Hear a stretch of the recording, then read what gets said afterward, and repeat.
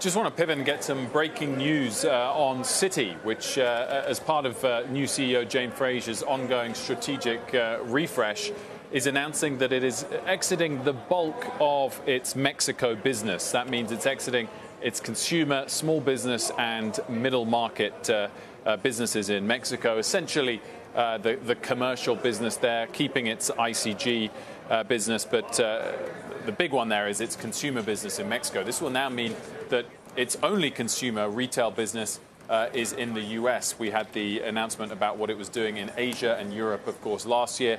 Now adding to that what it's doing with Mexico, which was a decent size part of the business. They are staying committed to retail in the US, though, and they're saying that they are still confident about Mexico overall, the trajectory of the country and the economy there and their ICG business.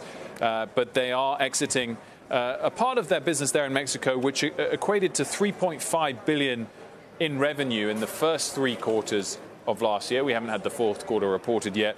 $1.2 billion in profit, about $44 billion of assets. So this exit as well, a number of options on the table, but seems more likely that it would be an outright sale, same as they did with the Asia exit last year. They said they're going to explore various opportunities, but this almost certainly, Mike, would find a buyer for this Mexico consumer business. It's slightly more contained rather than being spread out across multiple regions. Also a successful business in a decent and growing economy, and part of this ongoing refresh from Citi, and it'd be interesting to see what sort of price they get from it and what they'll do with it. Of course, they've got an Investor Day coming up. I'm sure we'll learn more about it then, or on the earnings call, which is on Friday. But seeing the stock jump a little bit after hours as well on this news, Mike. Yeah, there's no doubt that it is an attractive business for somebody where it fits strategically. It was a big bet by Citi back in the day, buying Banamex, and it had been a priority for some number of years. I do think that the reality is Citi,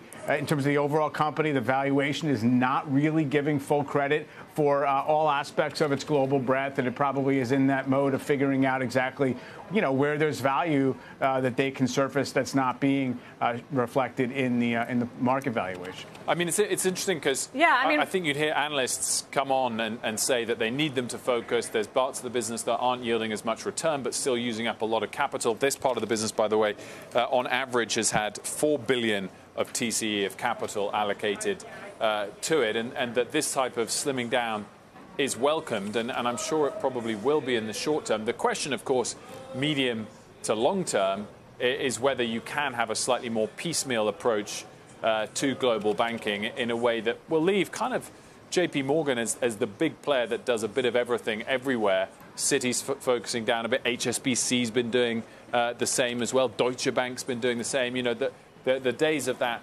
multiple global players in all parts of the business is not there anymore. And we'll see if this is an ultimate benefit to them in the medium term and long term, or whether it will mean they have to kind of continue slimming down out of more of these businesses if it's an all or nothing approach. But the stock reacting well.